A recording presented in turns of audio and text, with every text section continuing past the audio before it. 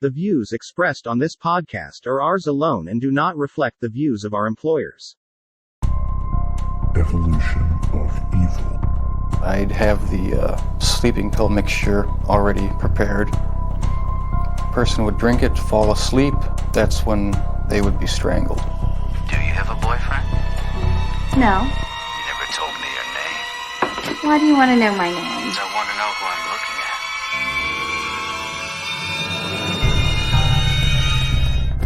Evil is not spurned. Evil is thought of as a spirit that needs help.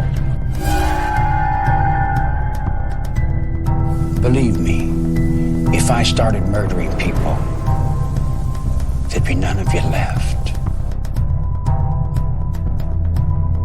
Evolution of evil.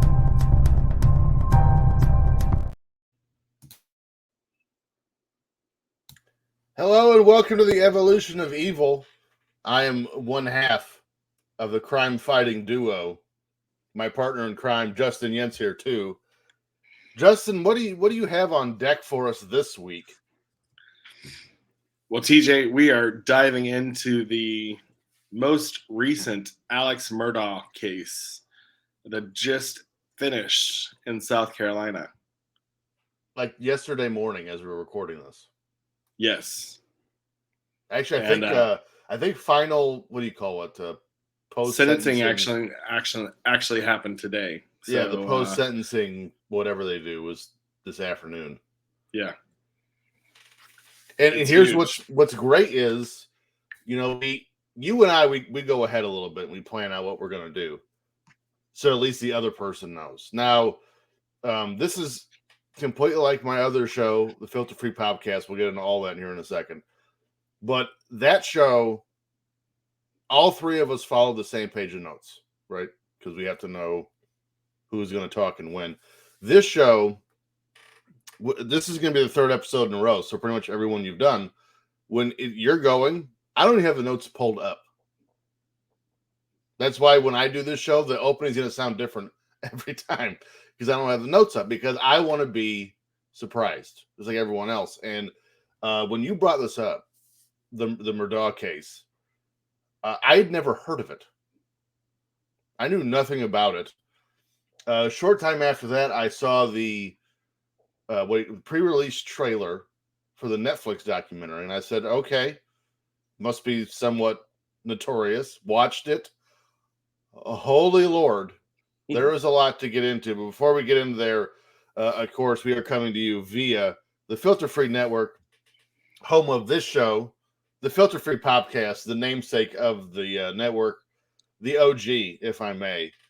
We also have footballers getting paid with Tim and Dave, but they're in the off season right now. They said they were going to do the XFL, but I think they were joking. I would hope they were joking. And then we have a wrestling rewrite with me and Mike Cole, where we play TEW 2020 and rebook a wrestling territory. Right now we're doing TNA. We're in April of 2005. And there's a lot of things, big things coming up, both for, our show, our family of shows in the network here very soon. A litany of things. One, I might even reference on FFP a few weeks ago. It was a Hail Mary we were throwing. It might be getting caught before too much longer. The right person too. So, just keep your eyes open for things coming down the line. Now, Justin, speaking of things coming down the line, this Murdaugh case. There's so many things to cover here. And here's the thing. I don't know if anyone's seen the documentary. If not, pause this show right now. Go watch it and then come back. Because, like I said when I did Eileen Wuornos, when I did Mark Hoffman last week, there are things I found in research the documentary does not cover. And I'm sure this is going to be the case too. So there's still going to be things that they're not going to cover that we will. But heavens, there's everything you want in a Southern crime mystery. You've got rich people with the town in their pocket. You've got the black sheep son trying to burn the town down. All this stuff. And again, I'd never heard of it. Here we are. Take us down the road. Yeah, so I actually heard about this case back in November. I actually work where I get to travel sometimes to South Carolina, and my boss actually lives there.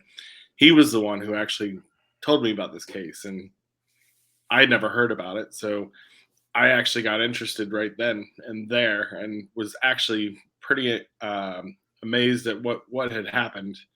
This family is just like the New York Yankees, and I'll cover that in a little bit. They're a dynasty in South Carolina. So let's just get into it, TJ. So for episode 6, we're going a different direction than any of my previous episodes. Figured it was time to do something a little bit more current, almost something you would see on a TV in a modern day prime time soap opera.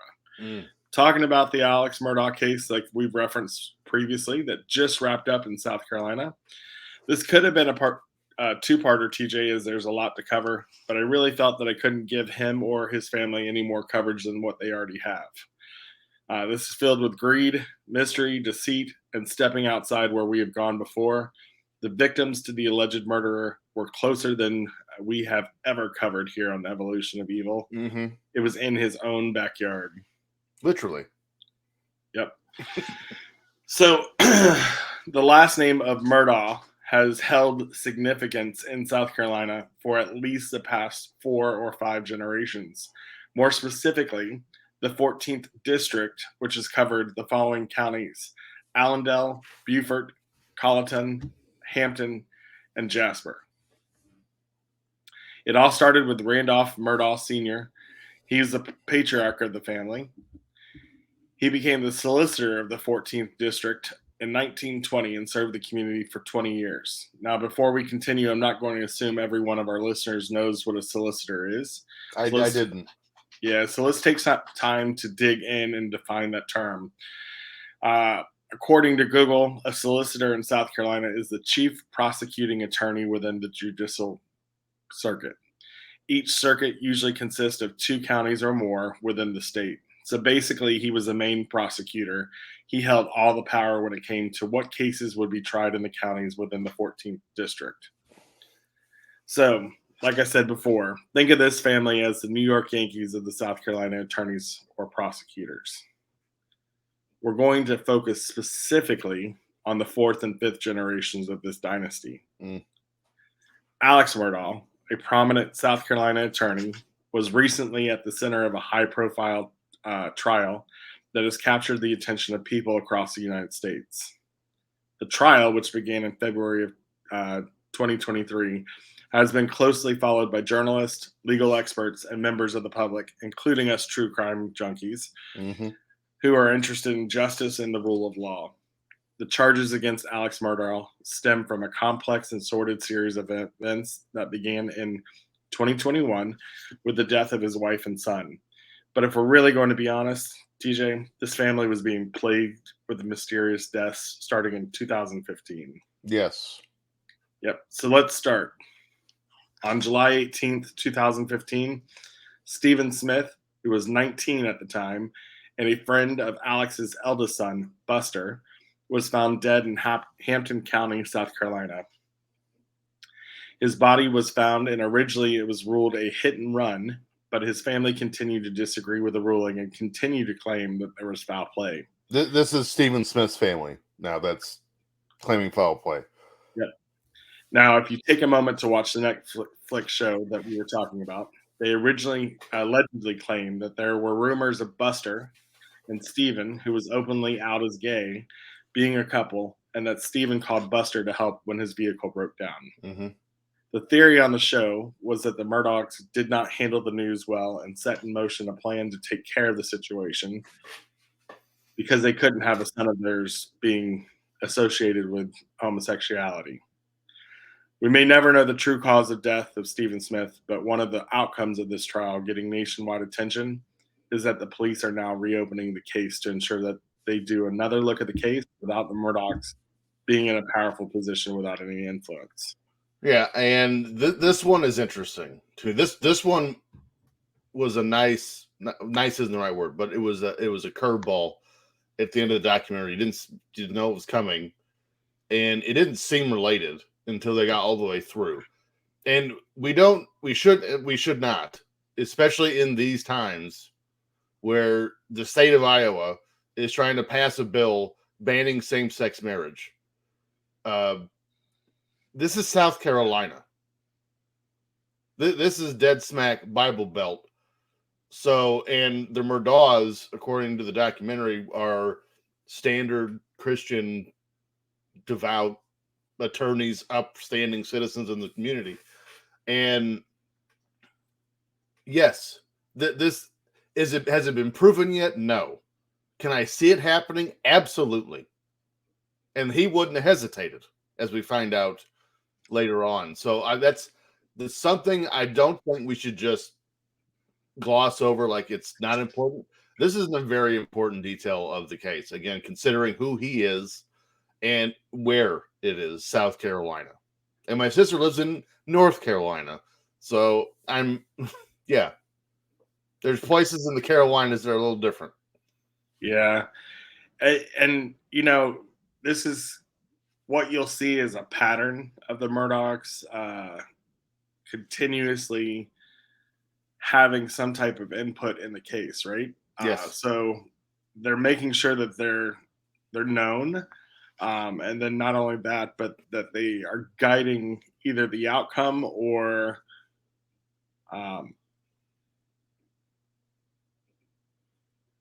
they're hiring people the that they know investigation to make to sure investigate. that, to make sure that it goes in their favor, pretty much. Because they can. Yes. So let's flash forward 3 years later to February 26, 2018. Police receive a 911 call from the Murdaugh's residence that a woman had fallen and was unconscious and bleeding. Now, the call documents that the Murdaugh's longtime nanny and housekeeper, Gloria Satterfield, who was 57 and had been tripped by the many family dogs and cracked her head open. Now, TJ, I know we have both watched the Netflix documentary that recently came out, and we both have heard the 911 call. But I'd have some questions and concerns if I were anyone in law enforcement after hearing this call and some of the circumstances that occurred prior to the call. For those that have not watched the documentary, I encourage you to listen to the call. It's the calmest and collected 911 call I've ever heard for someone to give about someone who they personally have known for such a long time. It's unsettling. Yeah, now before you say, Justin, everyone grieves differently. Yes, I'll give you that. But you have two Murdaughs on the phone with 911 that show hardly any emotion, especially Paul. Now, to give you a backstory, Gloria helped raise Paul and Buster. So not only was she the housekeeper, but she was also the nanny. Some say she had a closer relationship to Paul than what Maggie, which is Paul's mom, had with Paul. I know if it was anyone I was close to, I'd be a mess while calling 911. The only slight portion of emotion is where Paul actually gets snippy with the 911 operator and asks him to stop asking questions and just send someone. However, I did some research, and then there was this was something that was discussed on another true crime documentary, that the Murdaughs had a reputation of talking down to the 911 operators and allegedly gave perception that they were above most of those in the town. Basically, one of the 911 calls, the 911 operator had asked, "Is that a double wide or a trailer?" And they were like, "No, it's a house." It's like, you shouldn't even be questioning what's on my property. You should know better like that. So it just, it's crazy. Well, also, how many calls to 911 are you making that you have a reputation in town for talking down to the 911 operators? Yeah. Sadly, TJ, 2 weeks later, Gloria passed, and she was not able to communicate with the police. She was not able to tell them exactly what happened. So there was no communication exactly what happened other than the words of the Murdaugh family. So like Stephen Smith's death before, Gloria's death was ruled an accident. Case was closed. Now, Alex Murdaugh steps in it here when he went to Gloria's children and stated that he felt horrible for what happened and felt that due to it being caused by his dogs and on his property, he could file an insurance claim against himself to ultimately give them a settlement. So they'd pretty much get paid out here. Well, the settlement never came to fruition. That was what was left out of the investigation and what was disclosed during the Netflix documentary from Paul's ex-girlfriend. Gloria happened to be cleaning the house one day and found under Alex Murdaugh's bed drugs taped underneath his bed and actually reported it to Paul.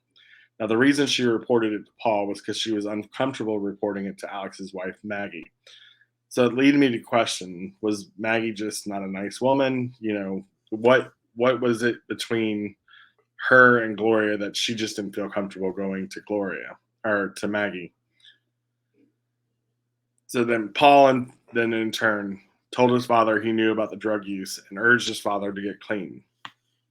So now you have to ask, was it an accident, or did one of the Murdaughs silence Gloria for the fact that she knew about his drug use? Well, again, I'm not an investigator or a prosecutor, but they did that shit.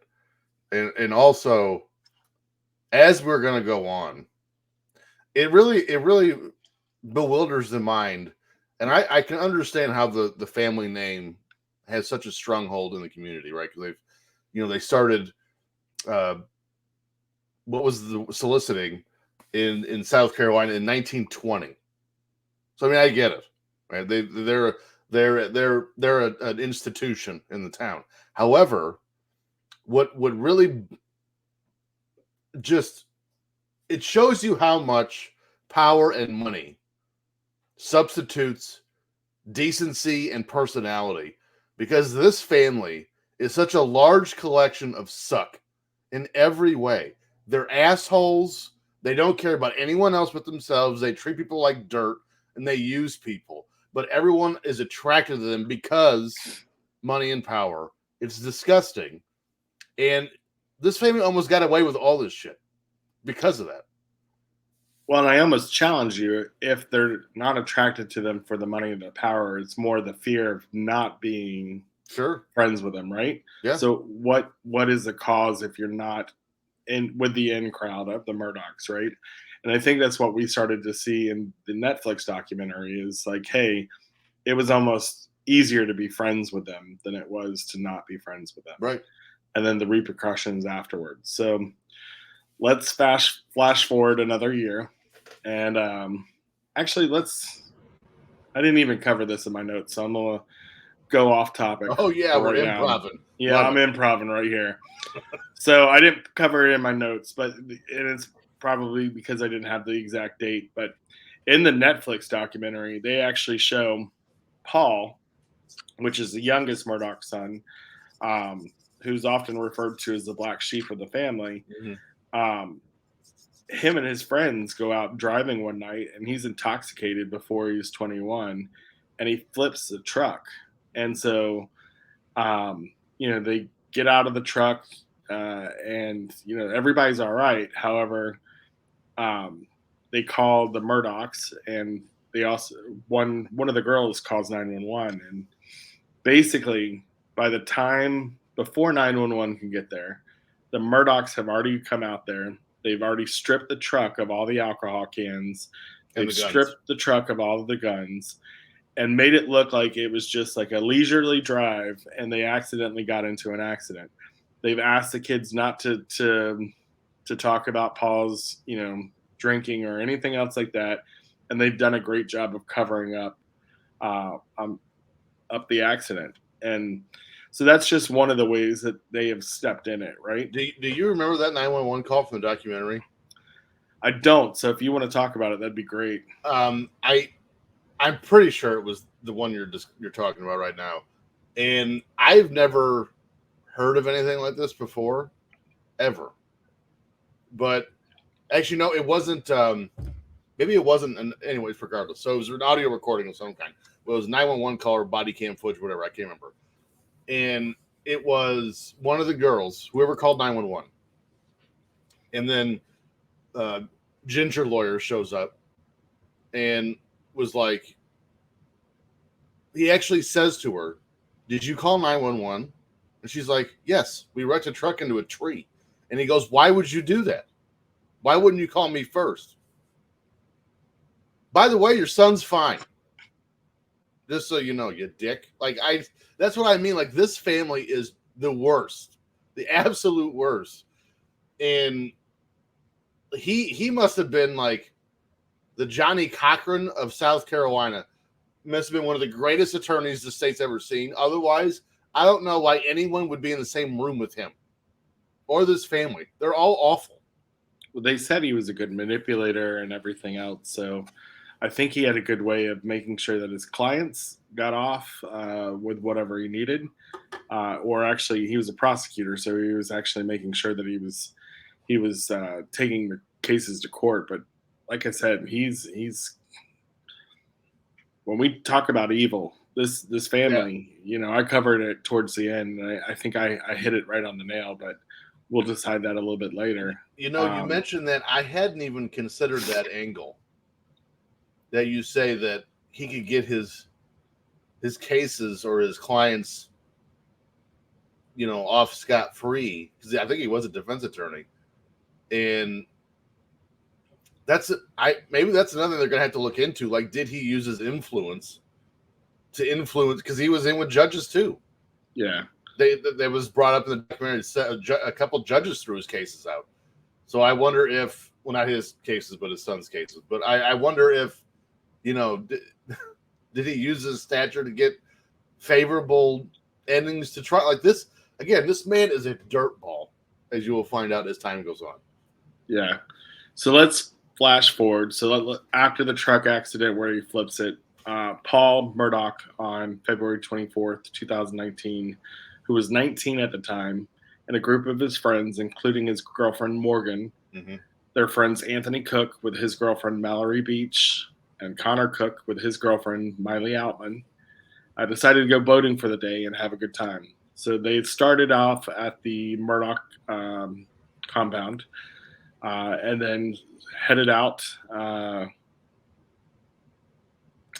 basically to a oyster fry or oyster roast, basically. Unfortunately, that was the night that changed each of their lives and cost one of them theirs. So they said it started out like any other Sunday. They were having fun, eating and having a couple drinks. Reminder, all were underage, especially Paul. And took out Paul's boat to have more fun and attend another get-together with friends where more food and drinks were allegedly had. This occurred between 8 p.m. and midnight. It was at that point where it got dark and the group started to question whether or not it was safe to take the boat back to where they were originated or take another form of transportation back. This escalated into an issue between the group and Paul, who was adamant that he was fine to drive and that they should all just get their asses into the boat and head back home. So at that point, the group finally got in the boat and they start heading in the direction of home. But Paul decides, per the interview statements from those on the boat, that he had not had enough to drink and wanted more. So they stopped somewhere, and had a few more drinks are down by Paul. Now, TJ, you should know that the group says that they had a nickname for Paul when he drinks, and that nickname was Timmy. Timmy. I did chuckle at that, yes. Yeah. So the reason for the nickname was that when he had more than two things to drink, he became a whole different person. Well, as you can imagine, Timmy was out on the night of the 24th. Now, Paul is being belligerent and continues to cause issues between the group. And even though the group has hesitation to get back in the boat after they stop for more drinks for Paul, they end up getting back in the boat. Once they get on the boat and start heading back, Paul is driving erratically and causing the group to regret getting back on the boat. And they try to talk him out of it and actually trying to get one of them, or to have him let one of them drive. He gets even more belligerent and starts doing donuts, ultimately hitting a piling in the water and flipping the boat. When their group regains their consciousness, all are found at Mallory Beach. The group was taken to the hospital to get checked out, and at the time, Paul was brought into the hospital. It was determined that he was 3 times over the legal limit, and due to being underage, he risked being guilty for a lot. Now, quickly, the Murdaugh family arrived and jumped into action. They started the protection of their family name by throwing suspicion that someone other than Paul was driving the boat, and it must not be Paul's fault. In addition to that, one of the girls, if you remember from the documentary, said he was trying to get to her room while she was having hand surgery. And Yes. the one thing that she said to the doctors was, "Don't let that man anywhere into my room." And I think that was Morgan, which is Paul's Yes. Paul's girlfriend. Yep. And so it was later discovered that Paul was abusive to Morgan, and had seen things in the Murdaugh house that basically had led her to believe that this wasn't a good family. And I think that was the night that she the light bulb went off in her head that she'd had enough.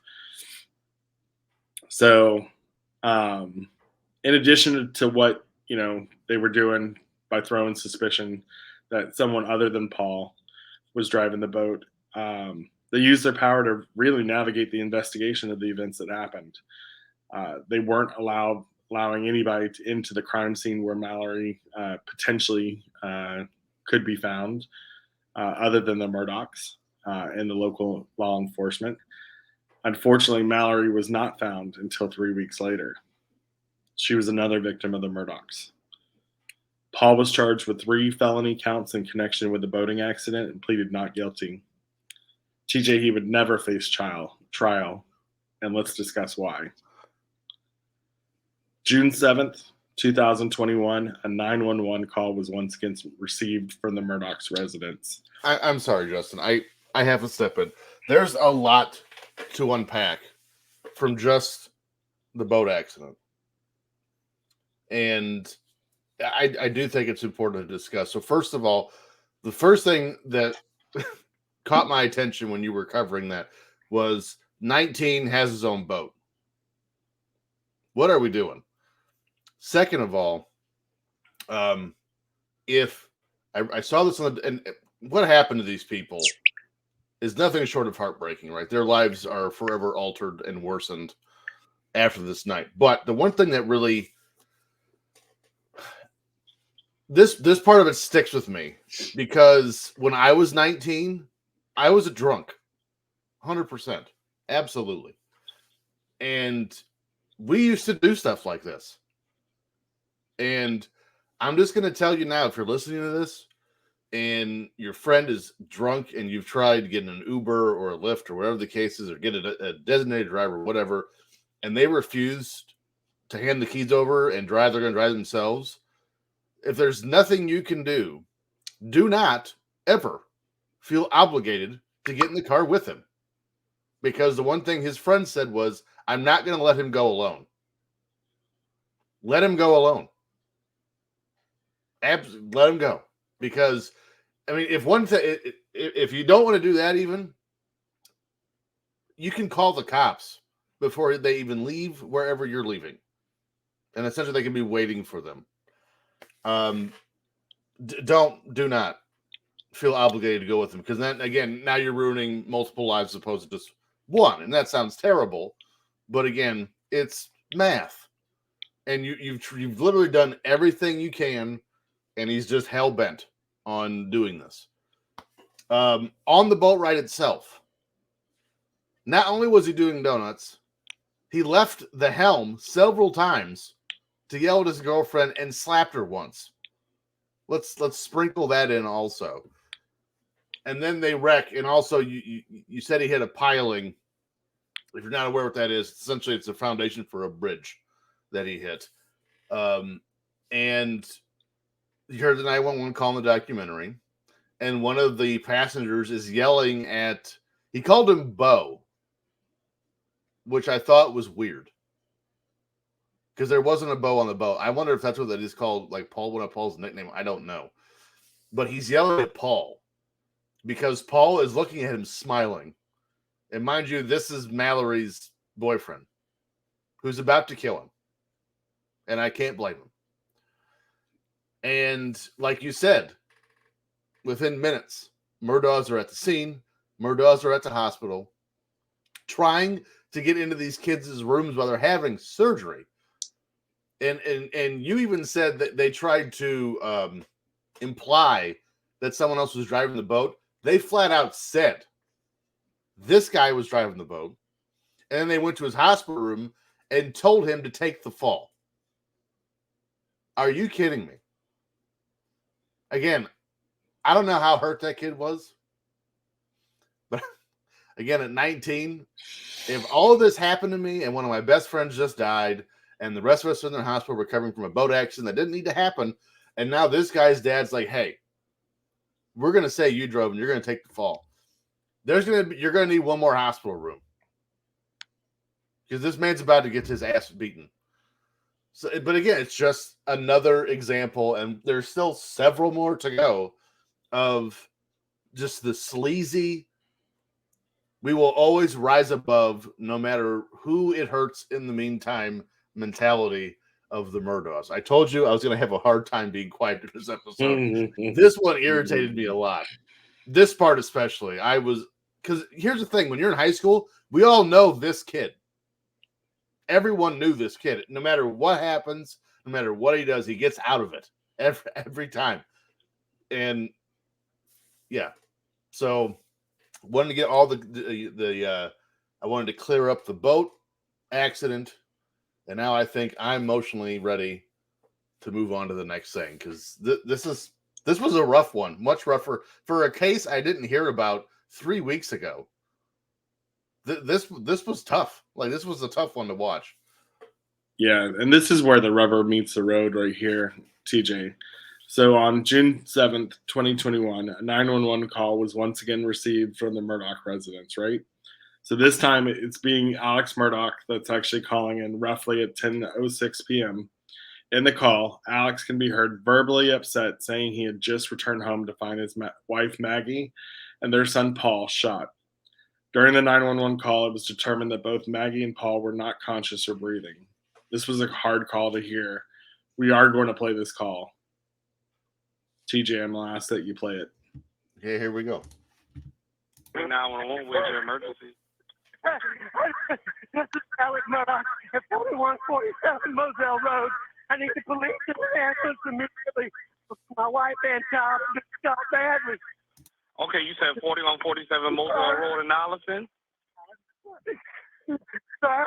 You said 4147 Moselle Road in Allison? Yes, sir. 4147 Moselle Road. Stay on the line with me, okay? Hurry. Yes, sir. Stay on the line with me, okay? Conner County Communications. Carlton, I have an Alex Murdaugh on the line, caller from 4147 Moselle Road. He's advising that his wife and child was shot. Okay, and sir, give me the address again. It's 4147 Moselle Road. I've been up to it now. It's bad. Okay. Okay, and are they breathing? No, ma'am. Okay, and you said it's your wife and your son? My wife and my son. Are they in a vehicle? No, ma'am. They're on the ground out at my kennel.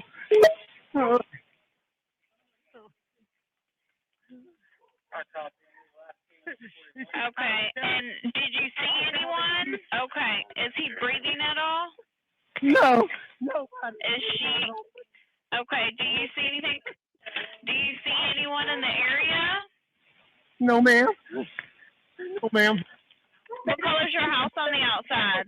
What color is your house on the outside? It's white. You can't see it from the road. Okay, is it a house or a mobile home? It's a house. Okay, and what is your name? My name is Alex Murdaugh. Okay, did you hear anything, or did you come home and find them? No, man, I've been gone. I just came back. Okay, and was anyone else supposed to be at your house? No, ma'am.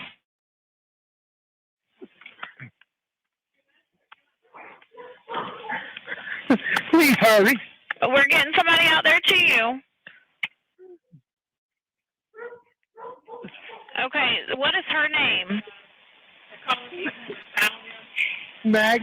Maggie and Paul. Maggie is her name? Yes, ma'am. Okay. And please hurry. We're getting somebody out there too. Me asking you these questions don't slow them down, okay?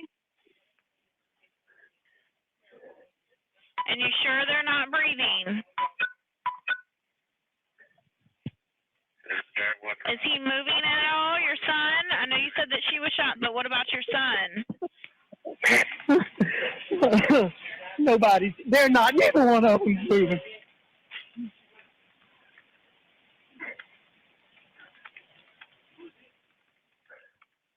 What is your telephone number? And does anything look out of place? Ma'am, not particularly, really, no, ma'am. Okay. Are they close, ma'am? Yeah, they've been en route with you ever since you've got on the phone with me. I have multiple people coming out there to you. Okay. I don't want you to touch them at all, okay? I don't know if you've already touched them, but I don't want you to touch them just in case they can get any kind of evidence, okay? I already touched them trying to get the.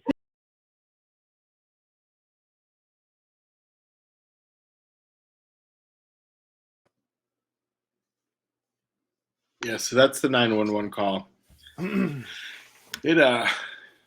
It's tough because you feel as a human being for him if he truly is finding them for the first time, right? Knowing what we know now, he waited an hour before calling 911.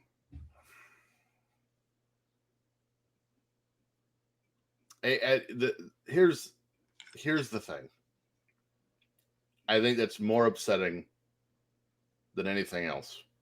And again, just like I said with Eileen Warno's stuff, I look at this case differently as a dad and a husband. For two things. One, if I ever find myself, and we're going to get to how they found out, how they figured it out. But if I ever find myself in the mindset to, to keep my good name in good standing, I'm going to have to take out my wife and son. There's only going to be one person found, and it's going to be me. I would never in a million years do that. Are you kidding me? Second of all, these two people had to pay. And now, mind you, Paul and Maggie are not saints by any stretch of the imagination. They've done just as much dirty shit as anyone else in this family. But the godfather, so to speak, is Alex. They had to pay for his selfish greed, avarice behavior. They paid the price, not him. Like, yeah, he sent what 2 life sentences is what he got. So yeah, he's going to prison the rest of his life. But I think he's sick on top of it. I think he was just diagnosed with something. But not to mention Mallory Beach. He was directly involved in that. Not the case itself, but the after part of it. And now that this Stephen Smith case has come, never once, I guarantee you, did Alex think this is my fault for having this enabling behavior. Because correct me if I'm wrong here, this was a direct result of the boat accident, at least partly. I think Partly, I think partly, yes. Because I think, yeah, actually it was because, again, partly because while Paul was waiting for trial, which took entirely too long to start, he was still going out and getting loaded and taking pictures on Instagram and stuff like that with his buddies and still getting arrested regularly. Yeah, he was not changing at all. So No. Where everybody else was impacted by Mallory's loss, He just kept right on going. He kept doing what he was doing, and actually, that was like a slap in the face to those that had been with him that night. They had distanced themselves from him. So yeah, it's sad. So, but anyway, the police get out to the property after the 911 call, along with the EMT, who then try to find out from Alex what had happened or what he knows. Alex stated he had left earlier in the night and gone to see his ailing parents, giving him an alibi for the time of death of the murders that the police were thinking that took place around 9 o'clock. Police started the investigation, and at this point, there are many suspects, as Paul, who was labeled the black sheep of the family, remember, had built a long list of those who disliked him and his family. TJ, not sure if you remember correctly, but watching the Netflix documentary right after the murders, law enforcement questioned those who were involved in the boating accident and their families, as if they would do something that would cause an eye for an eye. So while I understand they were eliminating suspects, can you imagine reopening of the wound and the trauma those kids and their families went through, especially Mallory Beach's parents? No. Again, it's because they talked to Mallory Beach's parents in the documentary, and these poor people, you can just tell they've been rode through the ringer so many times. And of course, again, another example of just the terrible, terrible people the Murdaughs were. When they found Mallory, we said it was 3 weeks later, when they found her, apparently Maggie went up to the parents and said, well, at least something like, at least they found her, or at least, something like that. Not, I'm sorry, oh my God, at least she's home. Something like that. It's these people. We've talked about every one of these cases. And believe me, you may say, oh, it's a lawyer, blue collar. Actually, no, not white collar. It's the same personality traits as Eileen Wuornos. She was just crazy. This man had his shit together. That's the only difference. Everything else is the same. Yeah, I think what it was is one of the moms, and I don't know if it was Mallory's mom, was in the car, and Maggie got in the car and said, what if they never find her? That's what it was. And what? So that, like, how is that comforting to someone, right? And so I get that's a realistic thought, right? But it's more of, why even introduce that?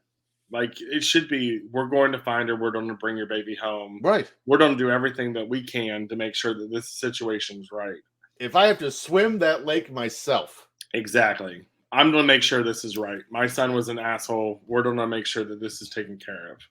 So, no, the only thing they leave is, hey, I'm going to go ahead and what if she never comes home? It's just not the best way to kind of leave a situation. So, it's awful. So 14 days after the murders of Maggie and Paul, the law enforcement locally announced that to the news that they were reopening the Stephen Smith case earlier based off of evidence that they found while investigating the murders of the Murdaughs. So I'm sure the family of Stephen Smith felt relieved that after all this time, someone's actually going to listen to them and look into Stephen's death and find out what really happened to Stephen on that tragic date. Now back to Alex. He was accused by his partners in his family law firm of embezzling money and asked to resign. He did so on September 3rd, 2021. And it wasn't like chump change. It was millions of dollars that he was embezzling. Here's how bad this is. Millions. It was over $5 million. Yeah, and let's call a spade a spade. It wasn't just the deaths that he was on trial for. He had 80 counts of charges that he was on trial for. 80 counts. Yes. But that he was on trial for. This man is such a walking turd. I forgot that even happened till you said it. Yeah. How do you forget embezzlement of $5 million? I forgot because of everything else. And I told Justin this. If you're watching this on YouTube on our Patreon channel, you can see I put a banner up that said there is body cam footage available. We're not going to play it on the show. It is 39 minutes long. So did not realize that. Yeah. So I mean, if you want to watch it after the show's over or you're done listening to this, please. There is Alex Murdaugh body cam footage right after the 911 call available on YouTube. It is, again, it's almost 40 minutes. So you can see how good of an actor he isn't. Yeah, no. He definitely doesn't get an Academy Award. Well, again, by the end of the 911 call we just listened to, which, by the way, wasn't even 4 minutes, he's more or less recovered. Yeah. He's fine. Well, he had an hour in between, you know? Yeah. So he resigned on September 3rd, 2021. Now, these dates are all important. That's why I'm giving it to you. The next day, September 4th, 2021, mysteriously, while broken down on the side of the road with a blown tire, a good Samaritan that pulled over to assist Alex changing the tire pulled a gun out and shot Alex in the head. Alex then called 911 and reported the shooting. Can you repeat those last two sentences again? I want to make sure everyone understood what you just said. Yep. So on September 4th, the next day after resigning and being found of embezzlement from his,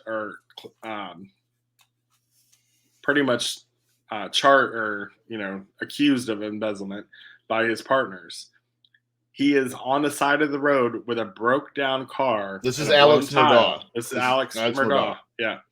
And a good Samaritan that pulled over to assist Alex in changing the tire pulled a gun out, shot him in the head. Still Alex Murdaugh we're talking about. Yep. Shot in the head. What happens next? So he calls 911 and reports the shooting. And that one's an interesting call to listen to as well. We don't have that to play for you. But 3 days later, Murdaugh, through a statement from his attorney, announced that he had made some mistakes or regrettable decisions and would be entering rehab. Flash forward to not even a week later, and the mystery of who shot Alex Murdaugh was already solved. TJ, there was no need to wait for the season premiere like they did with Dallas and Who Shot JR.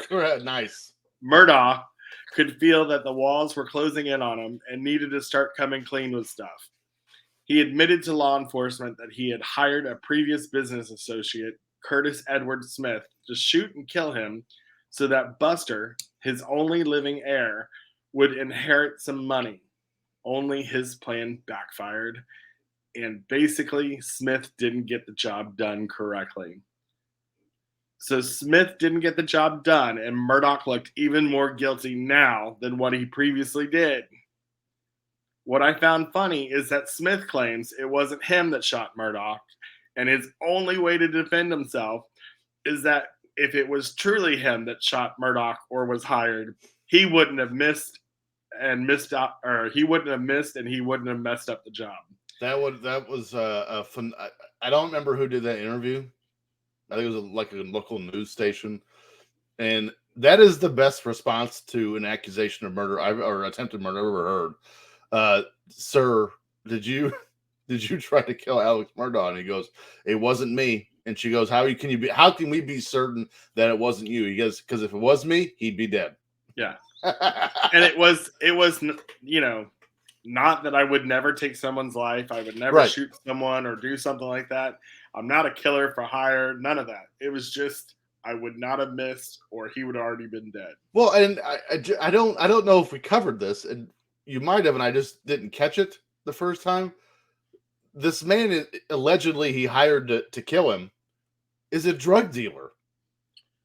Well, it's Alex Murdaugh's drug dealer. And I'm glad you just restated that. Yes. And if you notice in the documentary, and I didn't want to go too depth about how Smith is on the payroll. Yes.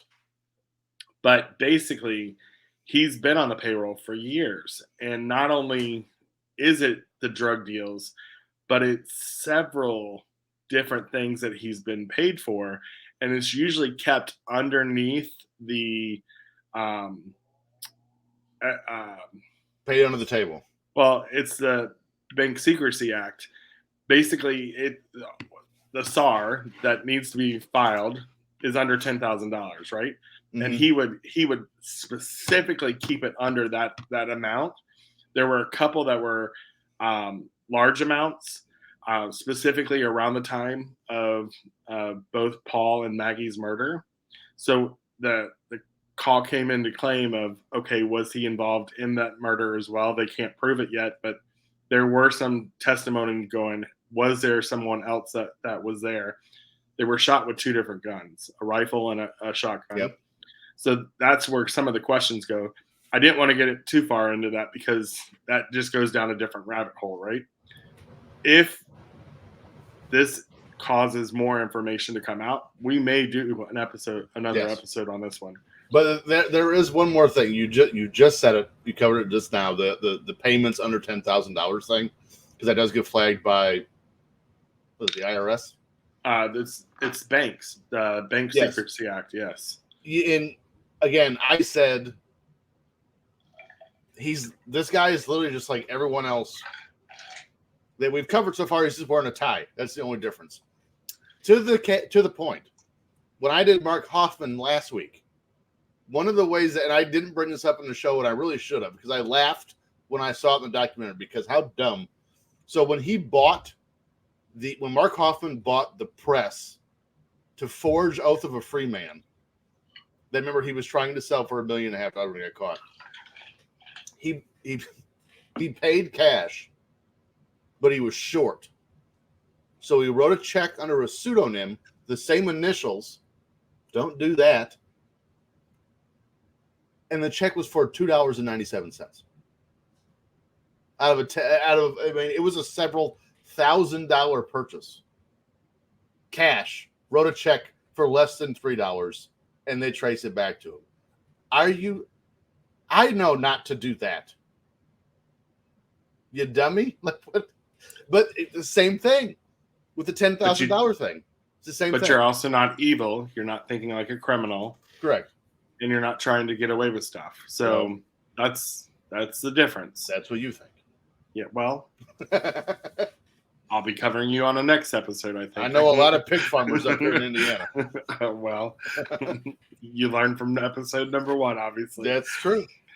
All right, so let's get back to it. So obviously the walls are just continuing to close on them, right? And so the next day after they have found out who shot John, or Alex in this case. Very good. Pretty much law enforcement dropped another bomb and said they are deciding to reopen the case of Gloria Satterfield. And the same day, the Satterfield's family filed a lawsuit against the Murdaugh, against Alex for allegedly pocketing the settlement money he promised them and they never saw. So it's just one thing after the other. This is part of the 80 counts, right?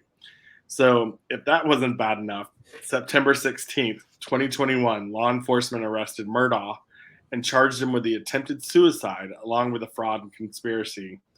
So this was from him hiring Smith to kill him, on the side of the road, and then claiming that it was some stranger that pulled over to assist me with the flat tire and then shot me in the head. His attorney was able to negotiate with the court to allow Murdaugh to attend some rehab as he was abusing painkillers to cope with the deaths of his son and wife. The judge allowed it, but made sure that Murdaugh was not able to flee the country by enforcing that he turn in his passport and also be monitored. Now, what was interesting, so Murdaugh's in South Carolina, right? Mm-hmm. The rehab that they sent him to was in Florida. And I point that out because less than a month later, on October 14th, law enforcement picked up Murdaugh from his Florida rehab facility in regards to swindling money from the Satterfield's children and they took him back to South Carolina where he was denied bond. So this is a heartwarming story. Yeah. He was held there and did not get released. And then on July 14th, 2022 is when he was indicted for the 2 murders of his wife and son. He would plead not guilty on July 20th, 2022, and the trial would be set for February of 2023. Now, the charges against Murdaugh include multiple counts of insurance fraud, obstruction of justice. In addition, he had been charged with drug possession and distribution and with lying to investigators about his involvement in the deaths of his wife and son. Now, TJ, as you know, the trial has been closely watched by legal experts who are interested in the complex legal issues that have risen in the case. Among the key legal questions that have been raised, and we raised them earlier, are the extent to which Murdaugh's position as a prominent attorney in the community may have influenced the investigation into his alleged crimes and the degree in which his actions may have violated legal and ethical norms in the legal profession. At the same time, the trial has also captured the attention of the public who are interested in justice and the rule of law. Many people have expressed the concern Murdaugh's alleged crimes may have been enabled by a legal system that is biased in favor of powerful individuals, and that the case highlights the need for greater transparency and accountability in the legal profession. Now, for those avid listeners who have kept up with this case, you know that the case is wrapped up this week with a jury of Murdaugh's peers finding Alex Murdaugh guilty, and then also being sentenced today, which is Friday, March 3rd, to 2 life sentences without the opportunity of parole. The nail that sealed the coffin for Murdaugh was a Snapchat video from his son Paul's account, in which was captured shortly before the murder, in which it captured Alex's voice in the background and completely blew up his alibi for where he was at the time of the murders. It's sad. One family has caused so much havoc on South Carolina, and these are only the sins of the 4th and the 5th generations. I can only imagine what other skeletons are in the closet of this family and what could have been prevented. We ask, are you born evil or do you turn evil over time? I would say that money, greed, and power is enough to turn someone evil over time if they aren't already, and this might be the case with the Murdaughs. TJ, your thoughts? Again, this is, I will continue to say this until you guys get tired of me saying it. He's just like everyone else we've covered. He's just wearing a tie. This is what happens when a sociopath gets money. And because of how he was, and there's very strong inclinations that he was abusive to at least Paul, if not maybe the other sons too, when they were growing up. It definitely led to Paul's behavior. Definitely. And we would even mention Paul's older brother, Buster.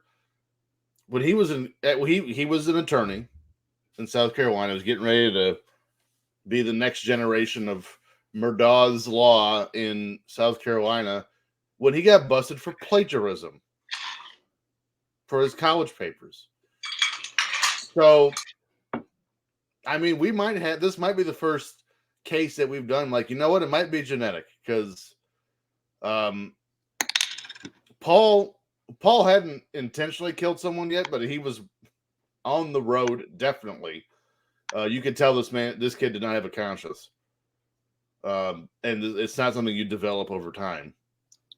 It's Maggie is a complete asshat. Alex is the epitome of dirtball. And, you know, and when you have a family involved in law and the rule of law in one area for 103 years this year, and all the damage they've created, it's not just like, oh, the family is the only one affected. This whole town's affected. Again, this family is an institution in the town. And just like that, they're gone. All of them. And the ones that are left are either in prison or, you know, a laughing stock because I get kicked out of college for plagiarism as an attorney. What? You can't be an attorney and get caught plagiarizing. You're literally breaking the law in law school. Come on, man. But this is a sociopath with money and privilege. This is what it is. This is what happens.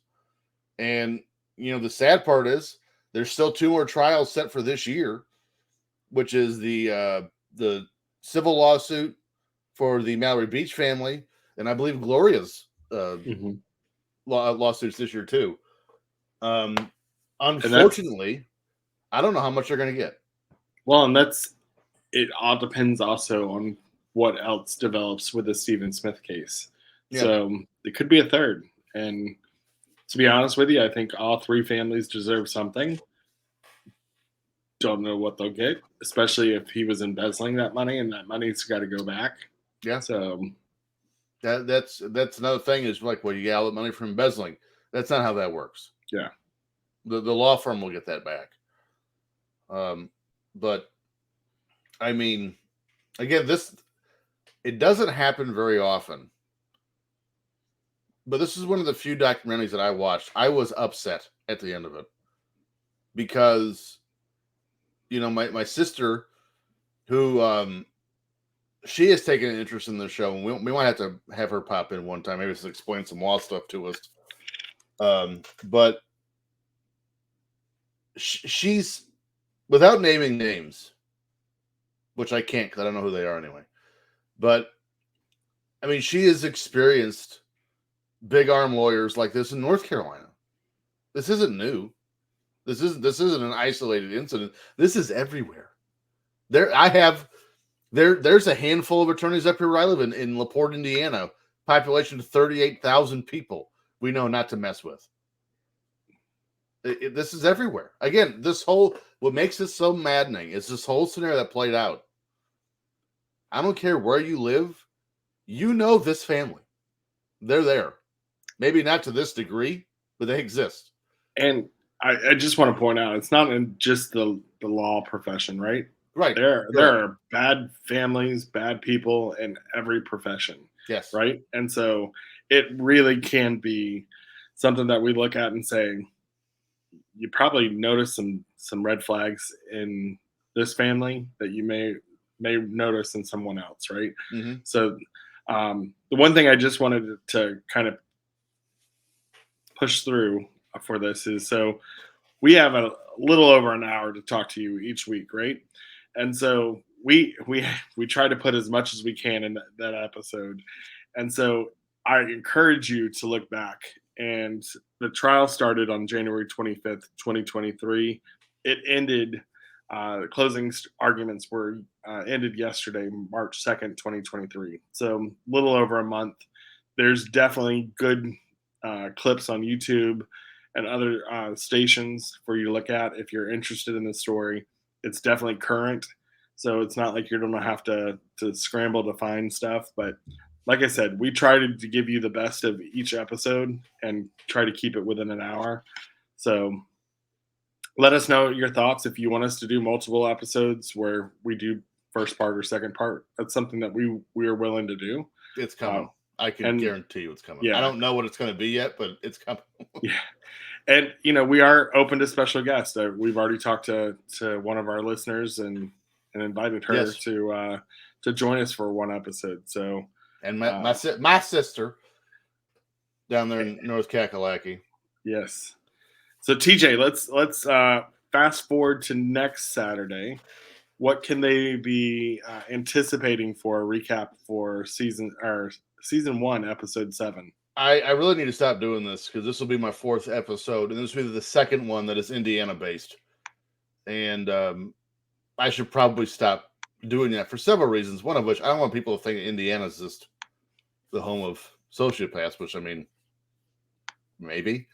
And 2, I don't want you to think I'm just going to sit here and play Homer with the show either. Although I don't really know of too many other ones outside the next one. So next week, my show will be the first show we do that does not involve anyone dying, at least by the hands of someone else. I encourage you to go watch the Netflix documentary. This is one of the ones that was on my poll. And again, all 4 that were on the poll, I'm now going to do them. So I did A Murder on the Mormons last week. Next week is going to be Our Father, the story of Dr. Donald Klein, a fertility doctor out of Indianapolis, Indiana, who possibly has fathered more than 100 children. More on that in a bit. Next week, my next episode, so episode 9, will be Evil Genius on Netflix, and then episode 11 will be what was the last one I had picked? I don't even remember, but that whatever the last one was, that will be episode 11. And it's The Keepers. The Keepers of that one's dark. So just go ahead and get. Not to say someone, a fertility doctor that's fathered 100 children is not dark, because it's definitely icky. I will give you that. I'll let that much go. But a lot of fun stuff. Not fun's not the right word either. A lot of interesting things coming down the road here. Luckily for us doing this, we don't have a shortage of things to discuss. Plenty of stories. Yeah, it seems to be there's more evil people in the world than what we expect. So I think for my next episode, which will be episode 8, I think I will take a page out of your book and review something off Netflix. I'm excited. Next week is the premiere of Scream 6. And for those that don't know me, Scream is one of my favorite horror franchises. So why? Well, it has to do with, the episode 2. It stems from the Gainesville murders, but also when I saw it for the first time, it was like the fact that no other horror film had gone this direction, and it kind of was a smart horror film, right? Yes. And so I'm actually looking forward to it. They're moving the franchise to New York. The promos look pretty good, and I actually have opening night seats for next Thursday. So dang. I will be able to give you at least my opinion with no spoilers next week when we record. So look at Bougie over here. Bougie. Look at some front row seats. Opening night of Scream 6. Well, I don't have autographs or anything. Not yet. So, well, if you enjoyed this episode, remember to rate and review us on your podcast source of choice. As always, we look forward to making this an interactive podcast. Feel free to let us know which evildoers you would like to see covered on a future episode, or if you would like to be a guest star on one of our episodes. TJ, send us home. You may not have autographs, but I have seen your picture collection. The views expressed on this podcast are ours alone and do not reflect the views of our employers.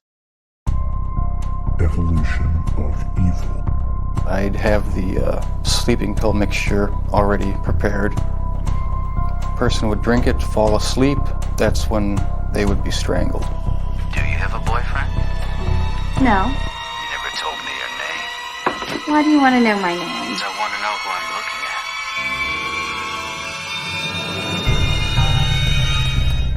at. Evil is not spurned. Evil is thought of as a spirit that needs help. Believe me, if I started murdering people, there'd be none of you left.